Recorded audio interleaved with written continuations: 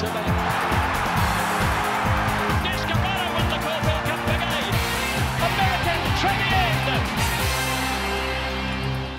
Hello and welcome to your daily bite of the Victorian Spring Racing Carnival in Melbourne.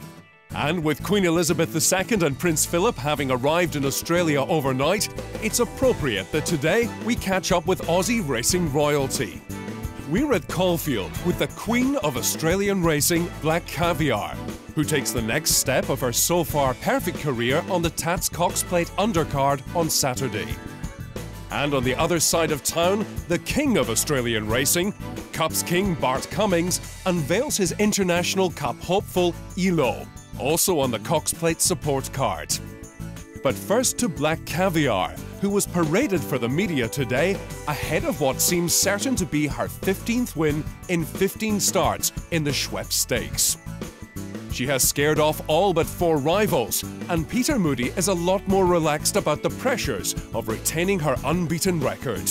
Well, it's been a lot more pleasant this week. The pests have stayed in their burrows, and no, it's been very enjoyable this week. And I suppose with the breakfast with the stars out at Moonee Valley and the Cox Plate, which the emphasis should be on, because it is our championship, we've been given a bit of peace and quiet, and we've certainly enjoyed it. As you can see, she's in great physical condition. I think her first up run's brought her on, and very pleased with her. She's cleaned up in the coat a bit. She's a little bit brighter. You know, she's a bit lighter on her feet, so you know, she knows it's game time again. So she's a couple of little bits of work since the last run. Had to probably do a little bit more. You know, the race didn't take a lot out of her, so she's had a couple of nice gallops, and she's looking forward to Saturday. He's up there with the greatest ever. Black Caviar won it by 4.5. Black Caviar has stifled betting for the Schweppes and could start even shorter than 20 to 1 on, or a return of 4 cents in the dollar. The scratching of Desperado from the Cox Plate has not only moved Helmet in one gate, but has taken some of the speed out of the race. That's also impacted the 3-year-old's dominance at the top of the market. Dunedin is into $9 for the Melbourne Cup after his wonderful win in the Geelong Cup yesterday. His American-like victory earned him a half-kilogram penalty for the Cup. And talk of the Cup brings us to the King, Bart Cummings, the iconic trainer with 12 Melbourne Cups on his CV, and at the age of 83, attempting to win his 13th with the German import Elo. A Group 3 enlisted race winner in Cologne this year, Elo will make his Australian debut in the Moonee Valley Cup over 2,600 metres on Saturday, and impressed in a workout with fellow Cups contender precedents at Moonee Valley on Tuesday. He's a bit stronger than he looks. He's put on 20 kilos since he's been here, which is a fair bit of weight, and he needed it. He was light when he got here. So the way he's going, I'm quite happy with him. Elo would not be Cummings' first imported winner.